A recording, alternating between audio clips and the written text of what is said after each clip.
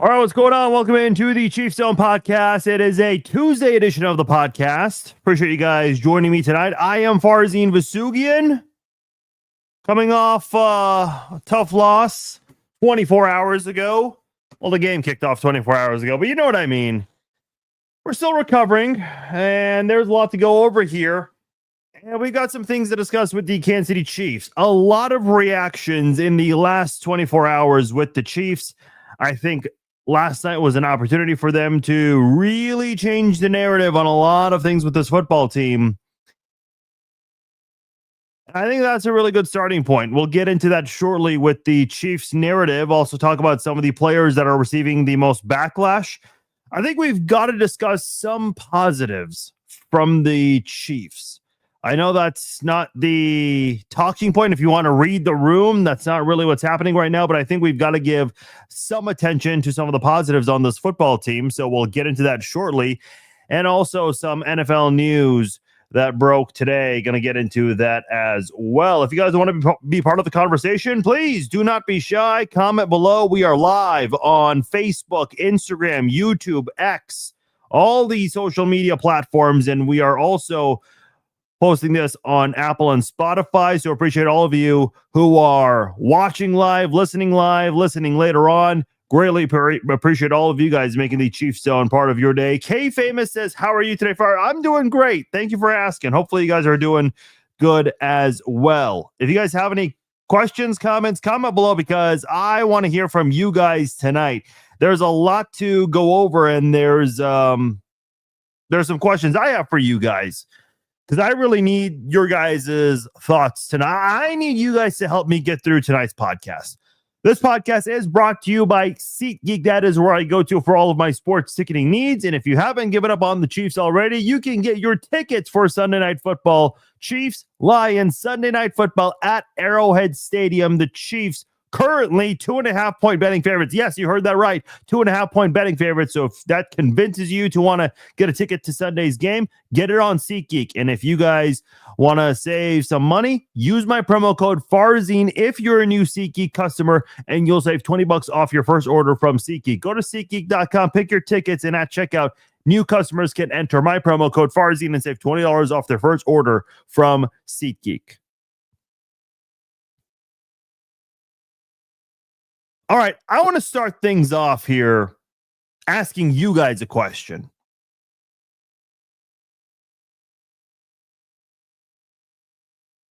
Here's what I want to know. Obviously, last night, hell broke loose in Kansas City. We had pitchforks and knives. We had protests all over Kansas City, figuratively. The town just felt like it was burning. Chiefs Kingdom was collapsing. It was not a very happy kingdom. So here's my question for you guys. Do you feel any different from last night's loss? It's been 21 hours since the loss. Do you feel better? Do you feel worse? Do you feel the same? I need to know from you guys right now.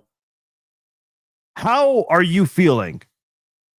I need to know the temperature from all of you guys right now.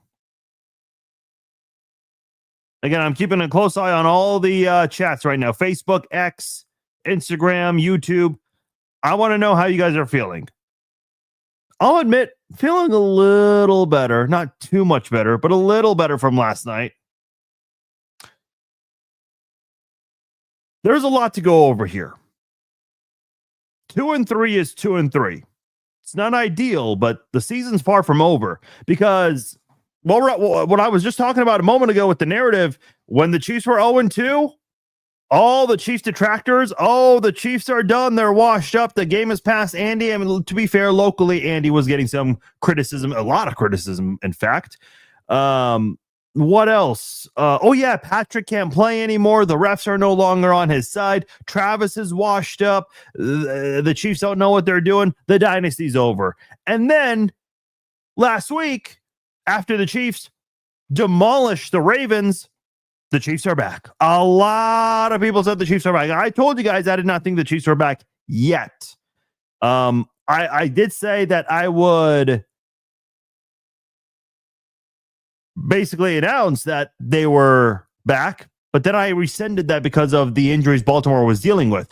I think the public thought that Baltimore was going to get a lot of guys back, but that did not happen, and the Chiefs did what any team should do in that situation, and that is blow the team out.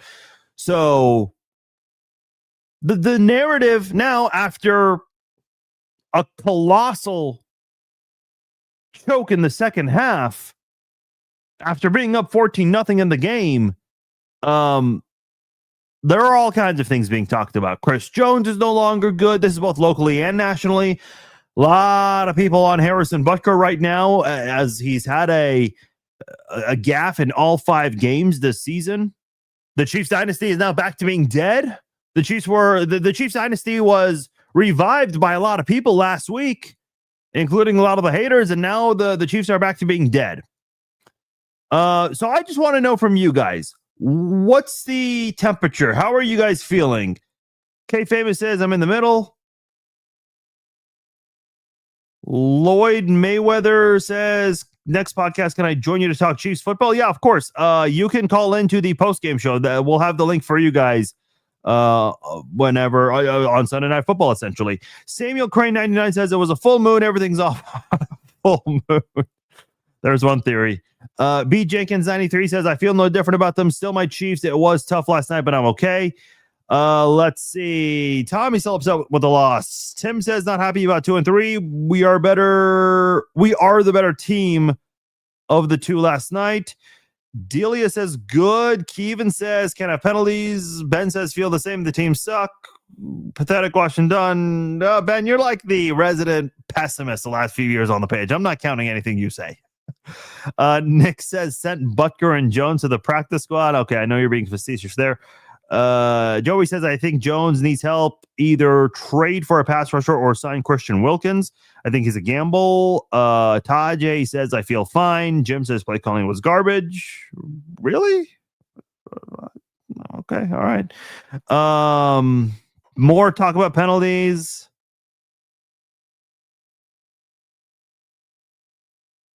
Okay, we got all kinds of different responses here. Okay. Eric says they're alive in your Madden 26 franchise. Okay, that's worth something, I suppose. Listen, let me just try to help some of you guys. Maybe talk some of you guys off a ledge here.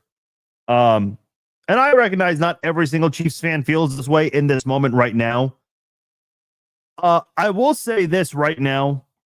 The Chiefs are going to make the playoffs. And I know what you guys are saying. Farzine, how many chances are you going to give the Chiefs team? They haven't looked good in one-score games. In fact, they're winless in one-score games, something they were undefeated in last year. I know. As long as this team has Patrick Mahomes, I'm not counting them out. And neither should you. This is what everybody did in 2021. They were off to a 3-4 start, and a lot of people wrote them off when they were last place in the AFC West going into week 8. People wrote off the Chiefs after the Tyreek Hill trade in March of 2022. I mean, I've seen this team get written off so many times.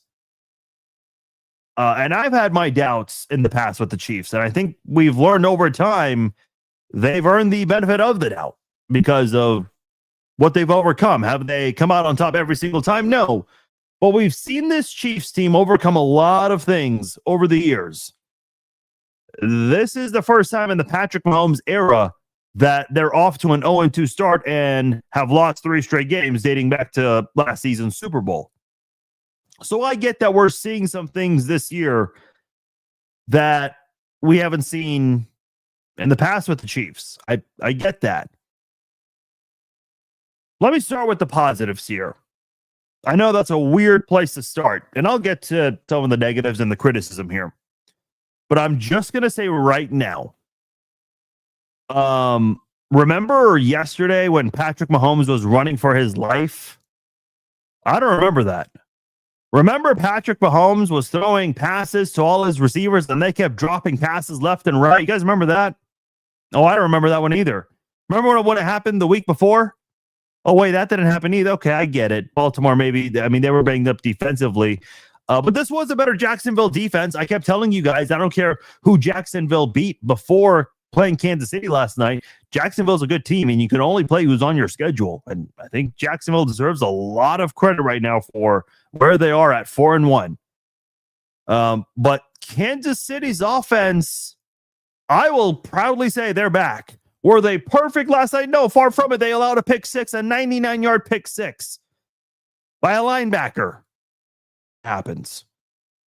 Outside of that one play, and I don't want to downplay the impact of that one play because that was a massive difference maker, was a massive 14-point swing. And in fairness, I mean, there was another 14-point swing earlier in the game where the Jaguars fumbled at the 1 on 4th and goal, and the Chiefs very quickly marched down the field on a 98, 97-yard drive to make it 14-0. And boy, man, were we up in that moment or not? But here's my thing. It's week 6. Nobody has received a playoff berth in week. No one receives that in week 6. So slow it down a little bit here. And let's relax on the dynasty is over talk, because I've heard the Chiefs, I've seen the Chiefs get written off many times, and a lot of people end up eating their words because of that. This Chiefs team will be fine. And Patrick Mahomes, what was the biggest concern with the offense the last 2 years? 2 years ago, it was the drops. Last year was the offensive line. The offensive line has been an issue, specifically with the tackles the last few years. Kansas City's offensive line has looked good. After the first 2 weeks, I asked you guys on this very podcast, I said, do you feel like the offensive line is better or worse? Even just a little bit better. I want to know what you guys think. And you guys agreed with me that the Chiefs' offensive line was better last year, 2 weeks into the season. And now we're 5 weeks in. I would say the offensive line has made some improvements. Jawan Taylor's looked good for a couple of games now. I don't know when was the last time we've ever actually been able to say that since Jawan Taylor has been a member of the Kansas City Chiefs. So the way I look at this right now, offensively, I think the Chiefs are in a far better place offensively than they were last year. And they don't have Rashee Rice yet.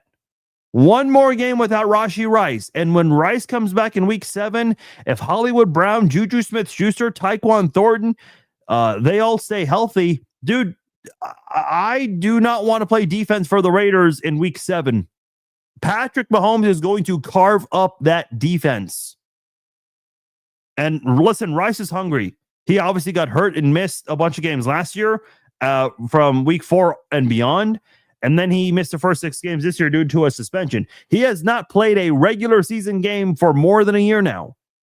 So you know that guy is going to be hungry. He's going to have a chip on his shoulder coming back and wanting to prove that he was the same receiver that played last year, was top 5 in every category prior to his injury. So I'm looking at this Chiefs team right now. Offensively, I feel pretty good about them.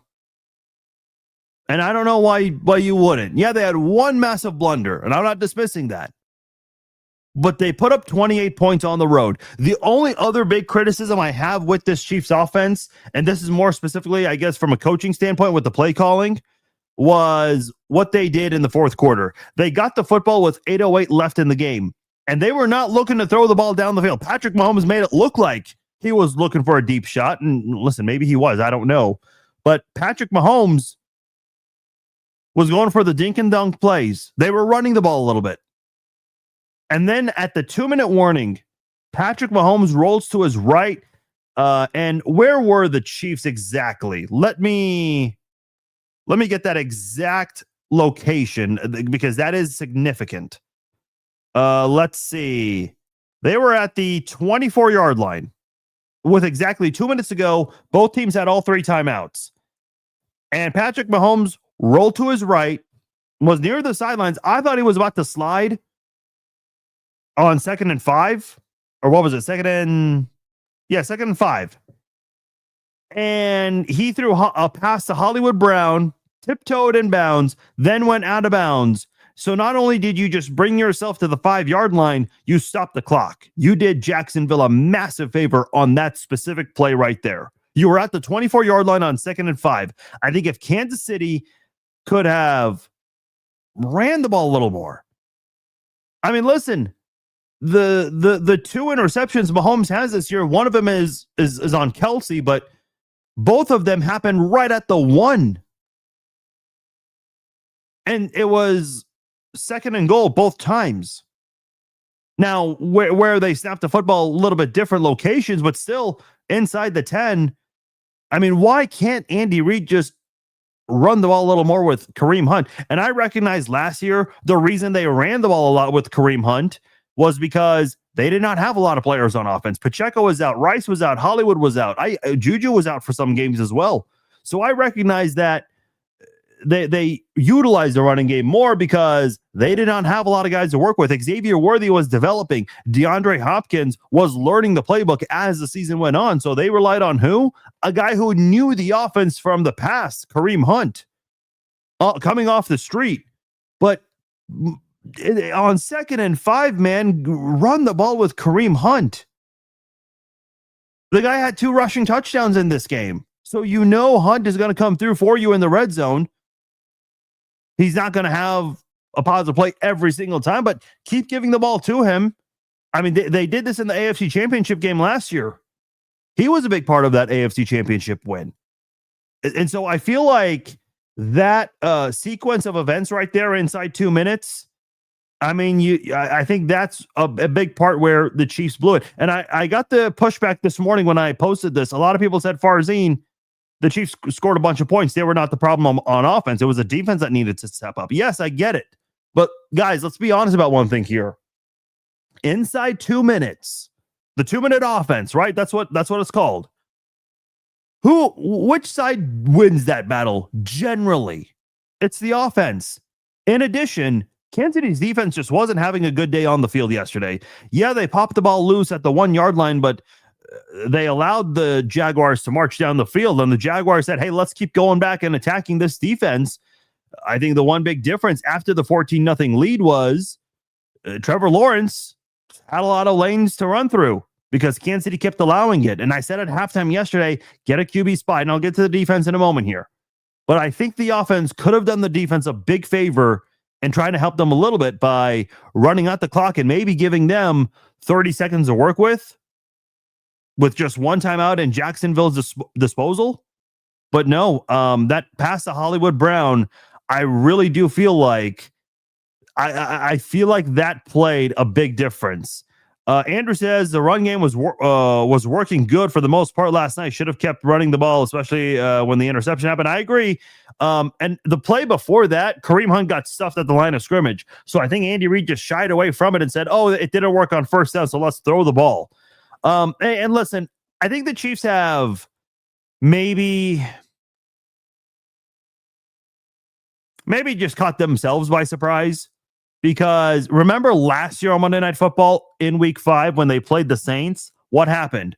It was 1st and goal, I think from the 1 or the 2, and they throw this pass to Juju. It's in his hands. Should have caught it, but it goes out of his hands, and it was to Colin Saunders. Remember that? That was significant because he's a former Chief. It's a big guy interception, and he was running pretty fast, showing off his wheels there. And then they turned that into a story about Taylor Swift because his brother is a backup dancer for Taylor Swift. But anyway, that's besides the point. I'm just trying to remind you guys of that specific moment. So Kansas City, what could they have done in that situation? Well, Juju could have held on to the football. That's one thing. I mean, the play worked, except for Juju holding on to the ball in that moment. But what about running the ball? Again, I'll say the same thing about Travis Kelce when he had the ball go off his hands against Philadelphia. Should have held on to it, but it was 2nd and goal. Couldn't you have relied on Kareem Hunt in that moment?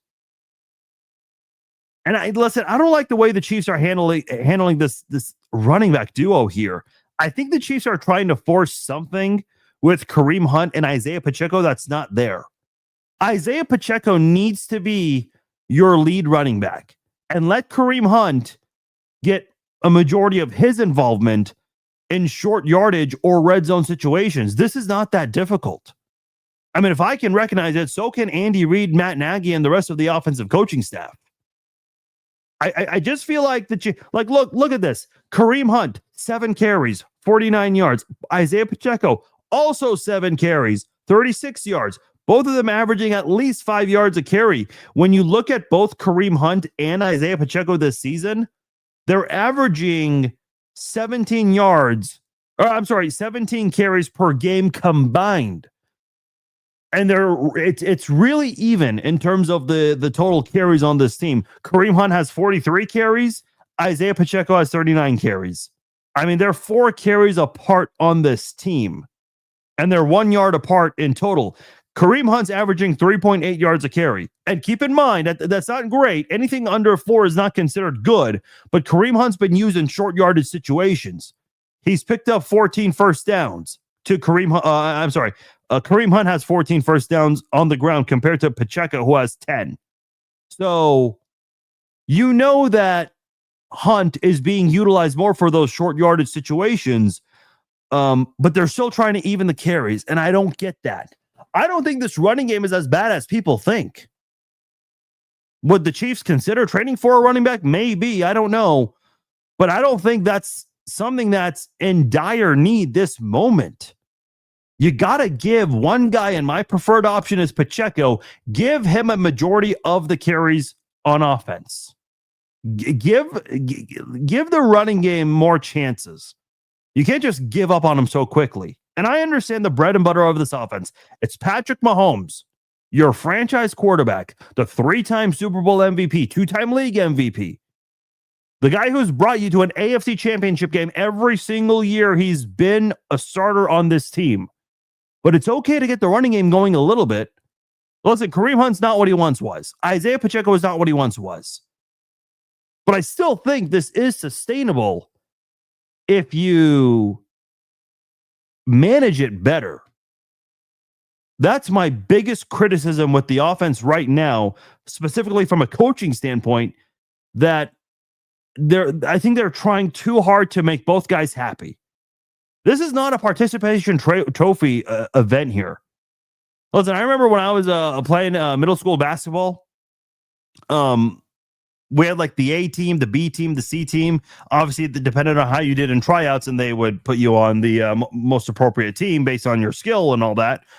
But I remember, I think it was on the B team. That's the team I made. The coach on that team. So we had, what was it? I think it was 8-minute quarters. We had 4 quarters. And at the 4-minute mark, because we had 10 players, he would sub everyone out. I mean, listen, this is middle school basketball here. But that's not this is not middle school football. This is not Pop Warner here. This is not Little League. This is the NFL. Some guys are better than others. And I think you've got to use guys for their strength. And I think they're trying to, there's no reason for Kareem Hunt and Isaiah Pacheco to have damn near an even number of carries unless your running back duo is Jonathan Taylor and Travis Etienne or Derrick Henry or Saquon Barkley, any combination of those guys there, James Cook. That's not who you have at the running back position here. You've got 2 guys who, and Pacheco's still young, but they're not as good as they once were compared to their best years in the NFL. They're just not. But that doesn't mean they suck completely. They're still worth something on this team. Pacheco's averaging 4.2 yards a carry. That's not bad. That's fine. Give him more carries, and I think he'll eventually break one. His longest run was 16 yards. He got it last night. Kareem Hunt's longest was 33 yards. He got that last night as well.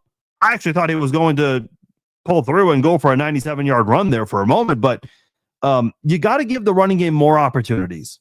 And I don't think the Chiefs are doing that. Robert says SMU running back needs more touches. Brashard Smith. Yeah, some of you guys are mentioning Brashard Smith. I think that's something that the Chiefs are considering as well. Here's another thing to just keep in mind here off the bat. Let me just say this, because everyone's asking me over the weeks, why isn't Nico Remigio getting involved? Why are we not seeing more of Brashard Smith? This was earlier in the season with Smith. Why are we not seeing Jalen Royals? Why are we not seeing Noah Gray? Listen, Patrick Mahomes distributed the football very well last night. I think he completed a pass to 8 different pass catchers. Yeah, every player Mahomes targeted: Thornton, Kelsey, Brown, Worthy, Smith, Pacheco, Juju, and Hunt. 8 different players he targeted, and all of them had at least one catch. So Patrick Mahomes distributing the football is not an issue. There's only so many times you can get more players involved and distribute it more. You're just not going to, like, you can't have, especially when Rice comes back, you can't have Rice, Worthy, Hollywood, Juju, Thornton. That's just the wide receiver core I just mentioned. Kelsey, Gray, Pacheco, Kareem Hunt, Rashard Smith. Not all of those guys can have 3 to 5 catches every single game. Some guys are just going to be left out. And we haven't even seen Jalen Royals get targeted yet. This is the guy that was supposed to kind of pick up the slack for the offense when the suspension was announced for Rashee Rice. And we haven't even seen him get targeted yet. The ball hasn't been thrown in his direction once. So I think they're going to get Jalen Royals involved more. I think they're going to get Noah Gray involved more. Maybe not as much as last year for Gray, but because of this wide receiver room and how crowded it is right now. But man, once Rice comes back, I think you've got to just be honest. I've even gotten questions. Why isn't Robert Tonyan getting him? Well, look, first of all, I know he had a great preseason, in fact, but he did it against second and third stringers also. Like, let's remember that. That does not always translate to success in the regular season. So I like what I'm seeing from this Chiefs offense. Just to start off this conversation here, I think they've done a really good job after week 1 and week 2 as well. But since then, I think they've done a much better job going up against some defenses. Some have been bad, some of them been good. Now, let's get into the defense here, because this is the position group, or the unit, I should say, that has a lot of people talking today. And I see your comment, Big Man Jackson 76. Yeah, Jalen Watson did not have a good game. He's had a great season. He really has. He got picked on a lot in the week 1 game. And Trevor Lawrence did what Justin Herbert did last night. Studied that week 1 tape real well, because what I saw Jacksonville do, especially in the fourth quarter, to Jalen Watson, I saw Justin Herbert do to Watson in week 1 in Brazil. Yeah, Noah Williams only had a couple of snaps in this game. I was shocked by that, especially with Christian Fulton out. Noah Williams needs to have more snaps in this game. Now, let's get into the defensive line, because this is the position group that I thought was going to be a strength of Kansas City's. And this might be the worst position group on this team.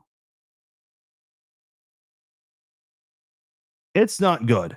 Like, before the season, we had some serious concerns about the Chiefs' offensive line, specifically the tackles.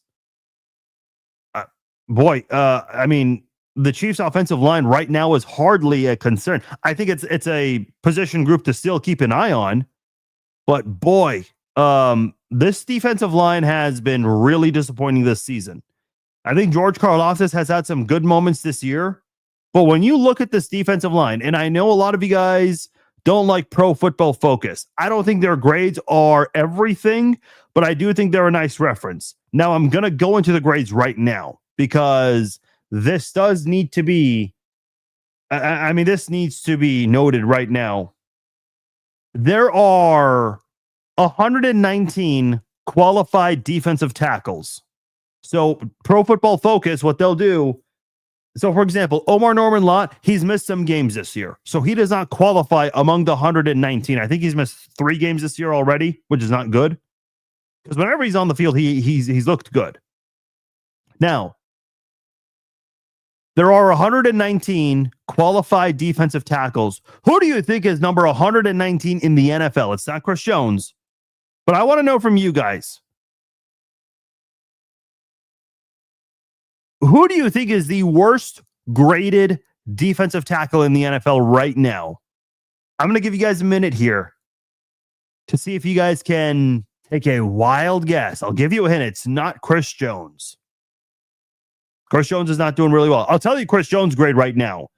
Out of 119, Chris Jones is 76. That's not good for a guy who's making 26, 25, whatever it is, $1 million this year. He got that big fat contract last offseason, and his sack production has dropped drastically. If you said Derek Nottie, everyone's misspelling it, but whatever. You are correct. Congratulations. You are correct. It is Derek Nottie. Derek Nottie is the worst rated defensive tackle in the league.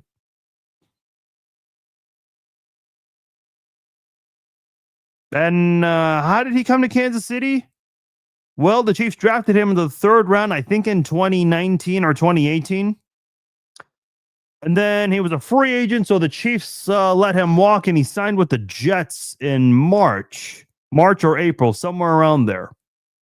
And what did the Chiefs do in the offseason? They re-signed Mike Pennell. That was a good move. I like that. A lot of Chiefs fans were excited about that, in fact, on the day that Pennell re-signed.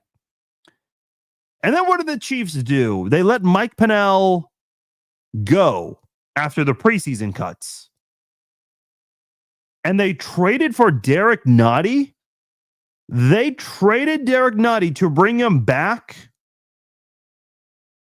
to replace Mike Pennell. That shocked the hell out of me. I mean, I'm looking at the numbers right now. I thought Derek Nottie would have been a good player for depth, not to be one of your key defensive linemen. And that's what he's turned into because they let Mike Pennell go. Listen, you guys know me. I am a Brett Veach fan all the way. I have said in the past that I think he is the best general manager in the league. I think he's losing that title right now to Howie Roseman. Okay, I'll admit it. I was wrong. I said it in the offseason.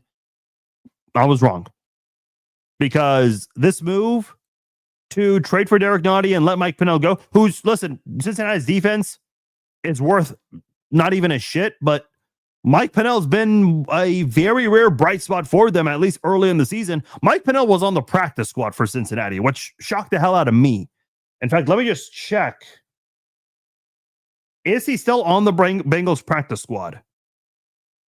If he is, I mean, I don't know how no team has claimed him. Let's see, Mike Pennell. No, he's actually on the active roster now. Good. He should be on an active roster. I'm a huge fan of Mike Pennell. I thought it was crazy that no one got him right away after he got cut by the Chiefs. And when he went to the Bengals practice squad, that was a big surprise to me. So, yeah, I don't know, man. It's, that's a shocking move. There was another move Veach made that I can't recall at this exact moment. Well, I guess paying George Karlaftis and Chris Jones, not looking too hot at the moment. Let's get into Chris Jones. Everyone is all over. Chris Jones, I think, is public enemy number 1 in Kansas City right now. He has not, he's not looked good. Listen, let me just say this. Would I trade Chris Jones, realistically, would I trade Chris Jones to another team? Now, again, I'm using the word realistically. What would you get for Chris Jones right now? Let me answer that question by asking a question. Do I want to see this defense without Chris Jones? I mean, your other defensive tackle is Derek freaking Nottie. So I would not entertain any idea of trading Chris Jones right now. And listen, I'm not here to question Chris Jones and his willingness to want to play. I mean, this guy came back from the funeral of a family member got on a flight, showed up 20 minutes before the game, actually had a good game, didn't show up on the stat sheet. Listen, a lot of things that Chris Jones has been doing last year and this year are things that don't really show up on the stat sheet. Last year, more so this year, to be clear. Last year, I think he was the second best defensive tackler in pressures, but didn't have the sacks to show for it. When you're paying a guy that much, you got to get the sacks. And I don't think it was all on him. I think the coverage certainly did not help. But now it's like the Chiefs better secondary this year. I mean, Brian Cook is 12th among 80 safeties. Jalen Watson, I know he had a bad game last night, but out of 106 cornerbacks, he's 18th. Trent McDuffie is 11th. Shamari Connor is 57th among safeties, out of 80 safeties. He definitely needs some work there. But man, I just feel like you know, the coverage is there this year, so the sack production should be up, and it's not. I thought Ashton Gelati got off to a solid start earlier in the season. He hasn't really been too good recently. Omar Norman, when he's on the field, he's good, but he's missed 3 games. That's not good. Now, the one play that I haven't even brought up yet, where everyone is talking about with Chris Jones, is a play where Trevor Lawrence tripped over his offensive guard, tried to get back up, and he slipped and fell down again. But because nobody was within an arm's length of him, I don't know if it was 2020 and the Chiefs defensive line decided to practice social distancing. I don't know if they were counting the 5 Mississippi, but no one went after Trevor Lawrence. I mean, Trevor Lawrence got back up with ease, and because the play was already broken from the start, I think even the receivers were kind of confused, like, where the hell do we go? Our quarterback just fell down. Trevor Lawrence just took off, and he got to the end zone. Credit to him on that. Chris Jones on that play, he is standing and watching. And listen, I don't know what was going on in the moment there. Did he think that the play was going to be blown dead right there? Because if Trevor... So let me just say this. When you're doing a QB kneel, the purpose of a QB kneel is to go down. Same thing when a ball carrier, whether it's a quarterback, the running back, whoever, when they slide, like when Jerick McKinnon slid in Super Bowl 57, the purpose is to go down and essentially let the time go. Now, when you trip, the purpose is not to go down and stay down. So the referees are not going to call a play right there. I'm guessing that's maybe something Chris Jones thought. There's also a possibility Chris Jones thought, oh, someone's going to get to him in like half a second. Well, that never happened either. So a lot of people are questioning Chris Jones right now, because if he went full speed, he probably would have gone unblocked and probably would have got to Trevor Lawrence. And remember, with about 29 seconds in that exact moment when Lawrence was on the ground, and not that it was going to be difficult for the Jaguars to line up because they didn't have any timeouts. Time was going to go. It's not like they were on the 50-yard line and their receivers just ran 35, 40 yards down the field waiting for a pass, and they had to run back because of a sack. So they would have been able to line up quickly by spiking it and getting ready for a third down play. But the Chiefs just never made that happen. We never saw that scenario because the entire Chiefs defensive line really laid an egg last night. Looked good a little early on. We saw Charles Omenihu get a sack. He's been quiet all year.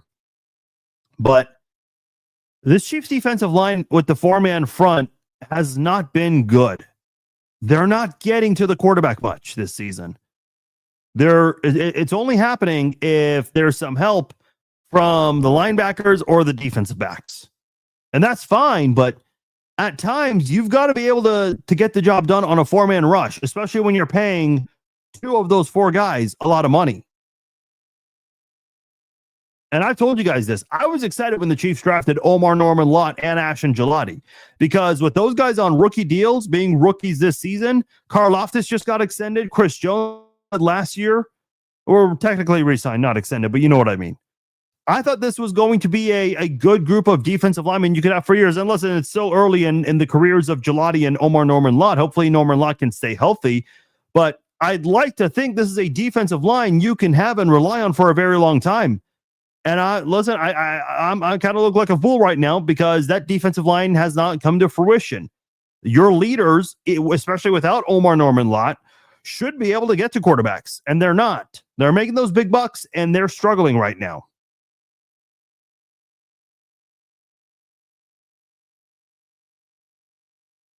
Joshua says, I've changed my mind on trading for a running back. We need a defensive tackle bad. I've been open to the idea of a running back trade. Listen, I love Breece Hall. I also think Devon Achane's a good player. Alvin Kamara's on a veteran deal, so he would not be easy to get. But I don't think the focus should be on the running backs. With everything I've presented to you guys today, I mean, is there any reason to go after a running back at this exact moment? I don't think so. Like, let's say you get Breece Hall or Devon Achane. What are they going to do differently? If the Chiefs are only going to give them 7 carries a game and give 7 more to Kareem Hunt and maybe 5 more to Pacheco, like, what is that going to do for you? I think they can move forward with the running backs they have. I do agree that if the Chiefs are going to go after a free agent or if they're going to trade with another team, it better be a defensive tackle because Derek Nottie, listen, I don't like to judge things in 5 games, but Derek Nottie's a veteran. We know what Derek Nottie is and isn't. He's not a good player. In fact, he's literally the worst graded player by Pro Football Focus. So you swung for the fences and missed really badly on that move. I mean, there's no other way to say it. Let's be honest and call a spade a spade. That's on Veach. Did Spags have any influence in this? I don't know. I was listening to Soren Petra on 810 today. Apparently, some guys did not enjoy playing with Chris Jones. That's not from me. That is from someone in the media who's pretty well connected. Take that for what it's worth to you.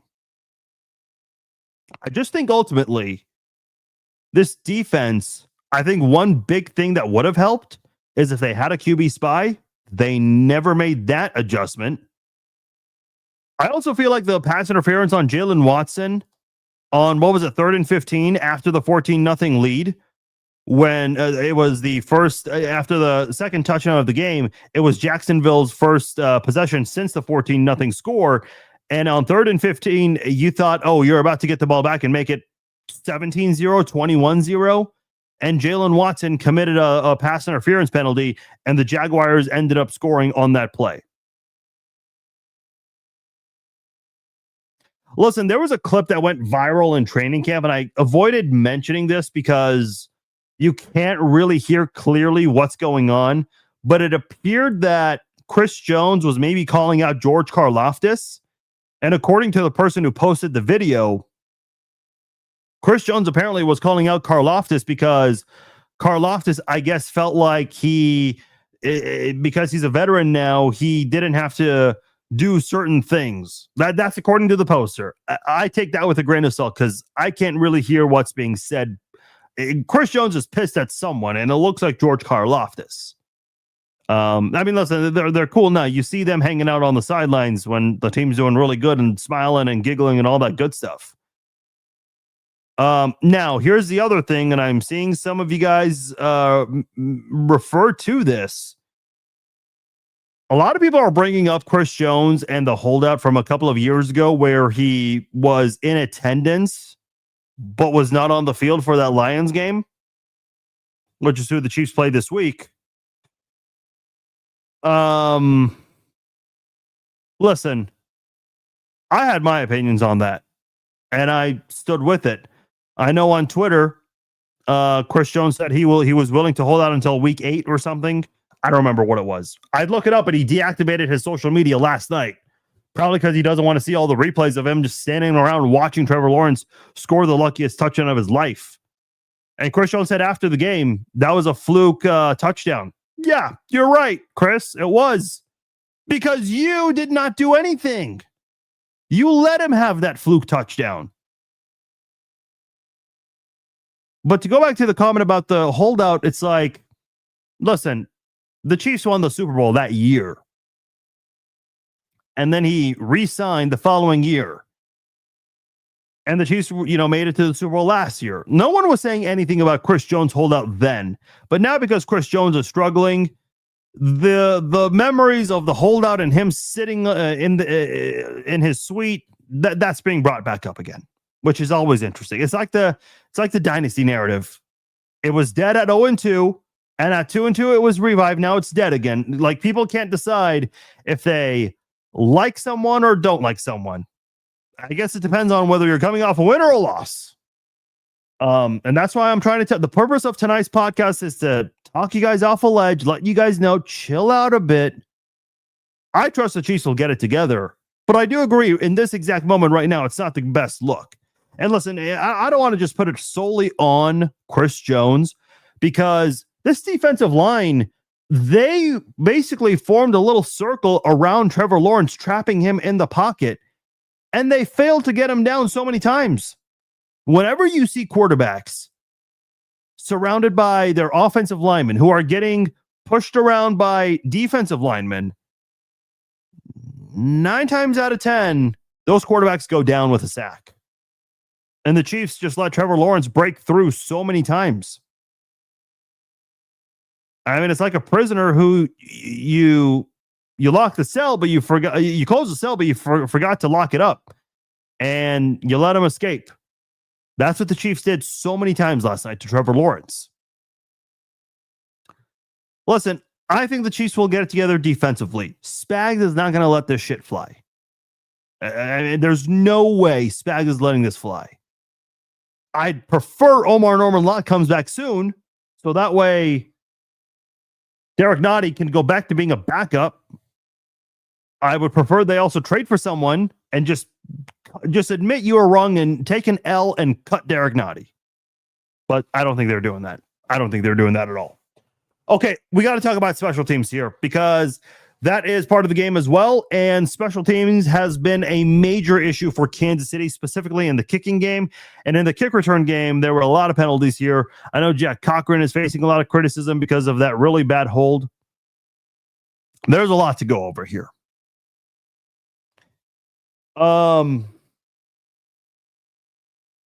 Listen, I remember a couple of years ago, I can't remember the exact year actually, but there was one season where it felt like every other kick return, the Chiefs were called for holding someone on the return team.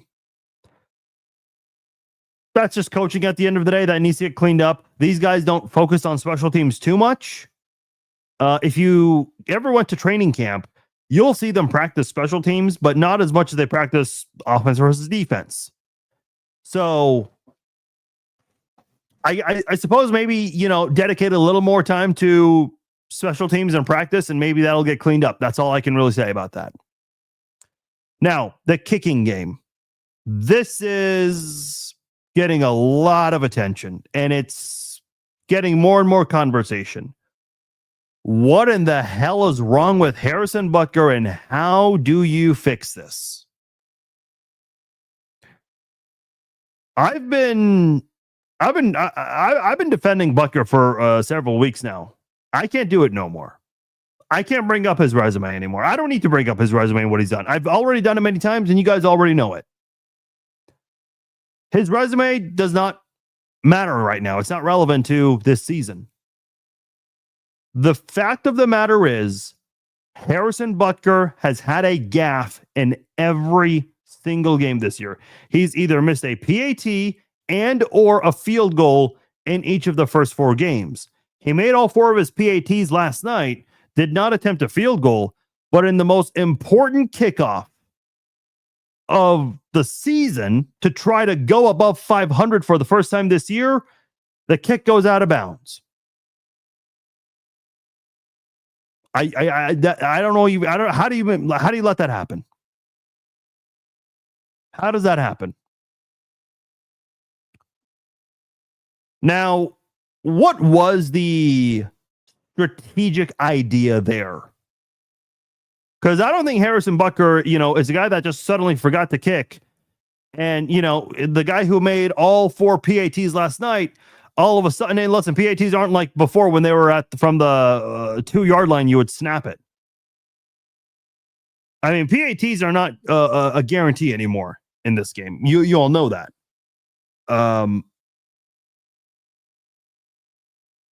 Butker, instead of going just in the middle, it just went out of bounds. And they start at the 40-yard line. You basically give Jacksonville a 60-yard drive instead of at least make them earn it from their own 25 or 30-yard line. And let me just say this. I know the Chiefs have tried to be strategic with these kickoffs in close games. Do you guys remember the Denver game last year that ended in a blocked field goal? Of course you do. Everyone remembers that. But do you remember what happened on the kickoff to start that drive? Probably not. And I had to go back and look that game up to find it, and I posted it on Twitter. I can't post it on Facebook, but in the Broncos game in week 10, Harrison Butker tried to get it to go just inside the landing zone, hoping that it would maybe throw off the returner and make him muff the kick return. I know we don't use that term on kick returns, but you get what I mean. Instead, what happened was Harrison Butker was short of the landing zone. So it happened last year in the Denver game. And listen, that scenario where you win to block the field goal on the final play, that's not going to happen often. In fact, that won't happen almost ever. It just doesn't, if we're being realistic and honest here. And then last night, he kicks the ball out of bounds, trying to put it near the sidelines for the Jacksonville returner to try to get thrown off. I don't know, but it didn't work. Can we just kick the ball straight in the middle? Like, try to pin him inside the 5, but don't bother going near the sidelines. Just do it right in the middle.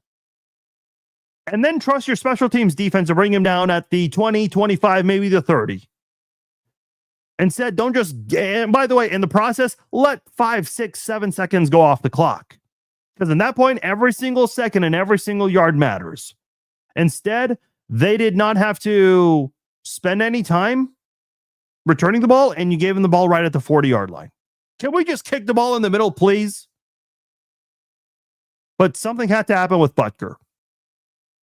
And listen, I'm seeing all kinds of reactions to this. I know people don't like Butker for reasons we don't need to get into on here, and people are celebrating for that. No, okay. Listen, I'm not trying to make this a political thing. I just don't get people who have opinions about someone politically. I mean, listen, you guys know me. I hate both sides. I think this country has a terrible 2-party system, but people feel the need to take sides on that. That's all I'm going to say about that. But that's what people are basing their opinion on Butker. And whenever he fails, people celebrate because they don't agree with him politically. You're seeing a lot of that on social media. You can't really ignore that at this point. The Chiefs have rejected the idea that he's struggling with his knee from last year. They're saying that's not the issue. Dave Tobe, the defense or special teams coordinator, said it's got more to do with the connection between the foot and the ball. That's the reasoning that we've been getting from Dave Tobe. The coordinators do their press conferences on Thursdays. If you have a Sunday game, that is. If it's a Monday game, then the coordinators speak on Friday. Dude, I'm just telling you right now, I am eager to hear what Dave Tobe's going to say this time. Remember Dustin Colquitt called out Tommy Townsend for not holding the ball well in the field goal operation?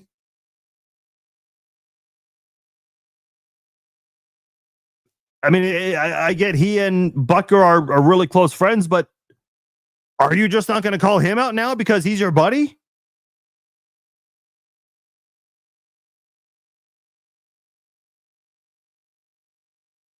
I'm just going through some of you guys' comments here because I know I've been saying a lot.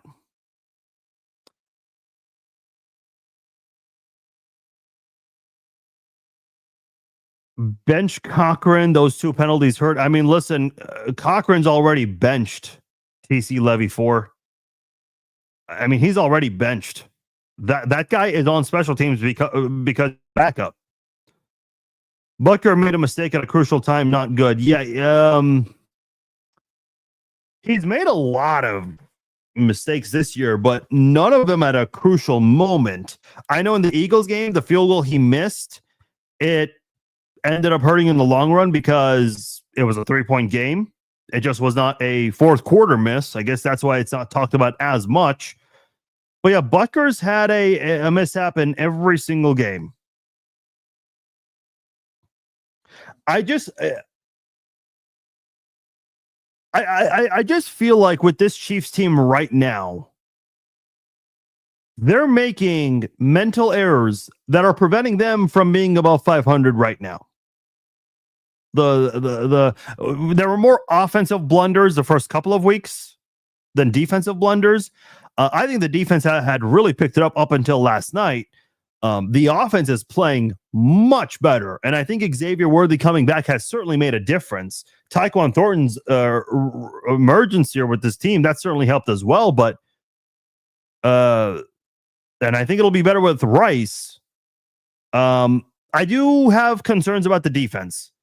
Which defense are we going to see moving forward? Are we going to see the defense we saw in weeks 1 and 5, where they struggled against Justin Herbert and Trevor Lawrence?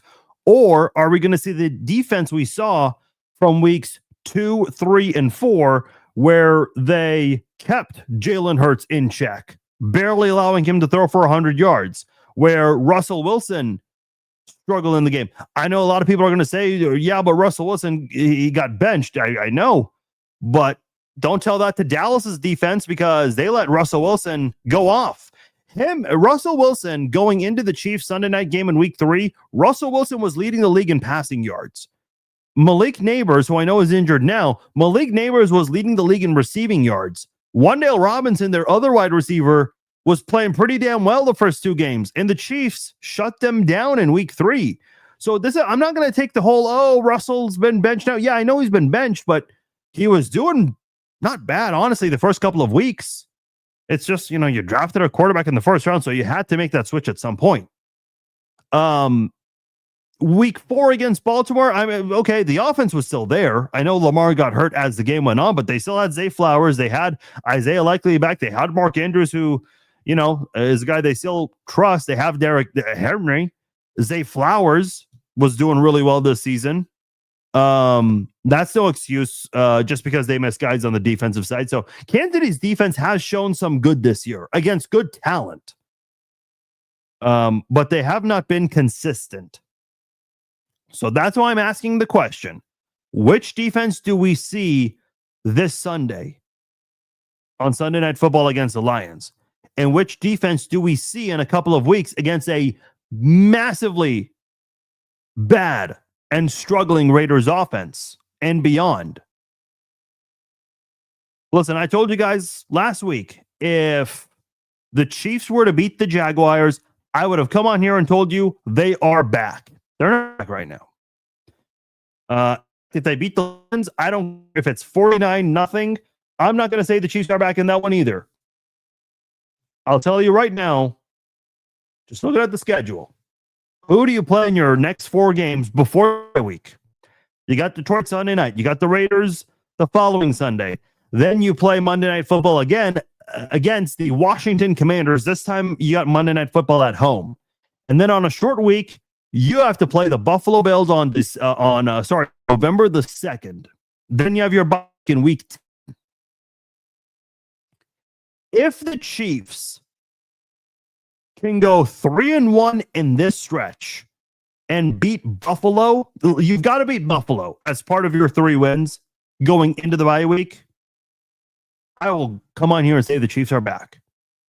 Right now, even if the Chiefs beat the Lions, the Raiders, and the Commanders, those 3 in a row, that's great, and they'll be above 500. I'm not going to declare them back yet. They've got to beat Buffalo. And I know Buffalo's coming off a loss, but they're the best team in the AFC right now. You've got to beat the best team right now to declare that you're back, from me at least. Not that the team cares about me and all of that, but let's be honest. We're in an era now where people kind of do care about public opinions. When I say people, I'm talking about players, coaches. They hear it. What do they call it? Bulletin board material? I mean, they're aware of it. They're certainly aware of it. Patrick Mahomes definitely is aware of it. Now, coming off the bye week, who do the Chiefs have? They got Denver. They're dealing with some inconsistencies on offense. Yeah, in fact, you got Denver twice after the bye week. You've got Indianapolis, who right now, with tiebreakers and all that considered, they're the best team in the AFC. You got Dallas, which does not have a defense and a very inconsistent offense. You have Houston, which has been surprisingly one of the worst teams in the NFL. Start off 0-3. I think they've won their last two games against Baltimore, against Tennessee. Not really the greatest measuring stick here. Not anything to write home about. So we'll see how they do against a much better opponent in Seattle on Monday Night Football next week, part of the doubleheader. Then you've got the Chargers. That's a team that's completely different from week one because of the offensive line woes. You got Tennessee, probably the worst team in the NFL this year. I mentioned Denver. You play them a second time. The second time will be on Christmas. And then you play the Raiders to end the season. And God forbid the Chiefs are in a must-win situation to make the playoffs in Week 18. But if they are, I suppose playing the Raiders in the stadium that you're undefeated in, not that it matters, not that the past matters, but it's a fun fact, let's be honest. And there's a Chiefs flag buried underneath at the 50-yard line. I suppose you want to play the Raiders if you have to win and get in. If you're in that situation, I don't think the Chiefs will be in that situation, but I really like their schedule in the second half. I really do. The toughest team you play is probably Indianapolis if they can keep their thing going and proving that they're contenders and not pretenders. And then after that, I'd say the next toughest team is Denver twice. Maybe LA if Joe Alt comes back for that game on the 14th of December and the offensive line can show some improvement. But the offensive line is bad this year. I don't think there's any coming back from that for the Chargers. Do we beat the Colts? I don't know right now. I'm not going to make a prediction on that game right this moment. But what I'm going to say right now is you have a very favorable schedule in the second half of the season. If you can get through these next next 4 games and win 3 of them, and if one of those 3 wins is against Buffalo, I'll declare the Chiefs back. Listen, I know they're the 3 losses are all 1-score games against playoff teams. But you can't sit here and just say, we lost to a playoff team. The goal is Super Bowl, is it not? It's not to make the playoffs. It's not to just make it past one game. This is a Chiefs team that has high standards.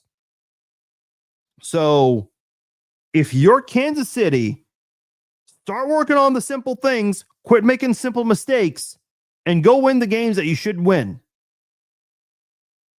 And you're going to get a big boost real soon. And that big boost is called Rashee Rice. So just, if you're doubting the Chiefs and you're on the edge right now, just tone it down a bit. The Chiefs are going to recover from this. I'm telling you this right now on Tuesday at 8:14 Central Time, October the 7th. The Chiefs are going to recover from this. And if I had to, listen, 2 weeks ago, I would have bet on the Chargers to win the AFC West. But because of their offensive line woes, it's a good thing I didn't actually place a bet on that, because I'm not confident in that. If I had to place a bet today, Kansas City's winning the AFC West. It's still 8:14 as I say this. Oh, it just turned 8:15. But I said that in time before the minute changed. So on October the 7th at 8:14 p.m., I told you guys the Chiefs will recover and will win the AFC West. Screen record it. Do whatever you got to do. If you want to just take a screenshot with the captions below that are provided, you can do that as well. But I'm telling you, the Chiefs are going to win the AFC West. Could have tied it, but still have a lot of games left to play. So they'll recover.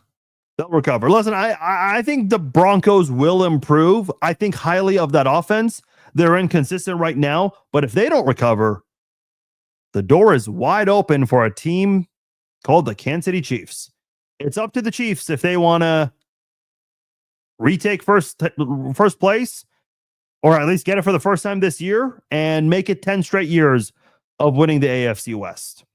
Couple NFL notes to go over here. Jerry Jones was fined $250,000 by the NFL for flipping off, I guess, Giants fans at MetLife Stadium.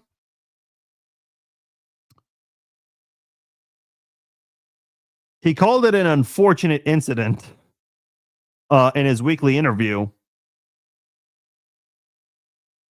Oh, I apologize. It wasn't Giants fans. It was Jets fans. Oh, apparently it was Cowboys fans. Okay. So he flipped off his own fan base. That's beautiful. Let's see. $250,000. Let me do some math here. Let's see. 250,000 divided by, let's say, 400. Yeah, you can pay for 625 people's group's meal, I guess, at $15.87 prime. That's what Jerry Jones just got fined. I'm sure he can afford it. Good old Jerry Jones. The big news of the day: the Cincinnati Bengals have made a trade for a quarterback. Surprisingly, not Russell Wilson or Jameis Winston. I thought it would have been one of those two guys. Instead, they got Joe freaking Flacco. Joe Flacco. That's who they got. Who, by the way, gifted the Bengals 2 interceptions early on in the season, thanks to, the drops from Jerry Jeudy and whatnot. Flacco is 40 years old. Now, I get what the Bengals are doing. They paid everyone this offseason. They paid Hendrickson, not what he wanted, but they still paid him, and they were able to get that holdout to come to an end. They paid a bunch of money to Jamar Chase and T. Higgins. They brought in Noah Fant. Like, they've invested a lot in this offense. So they have to do something in a division that's not as strong as it looks right now. The Steelers look like the best team, who have a quarterback about the same age. So can they get through? Maybe. And I know Joe Flacco is not going to start right away for the Bengals. I'd be shocked if that was the case. He's going to need a couple of weeks to get the playbook down. But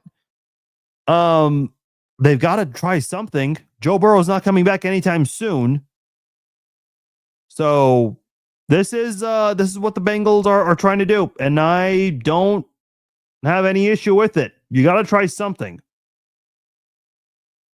And right now, because of the amount of money you spent, you got to at least try. Because if you can be a contender for the wild card by the time Joe Burrow comes back, maybe Cincinnati's got a chance. Because their defense is still bad, but not as bad as last year. Now, their offensive line is an issue. So I do have a very serious concern about Flacco, 40-year-old Flacco, against a Bengals offensive line. That is, oh boy.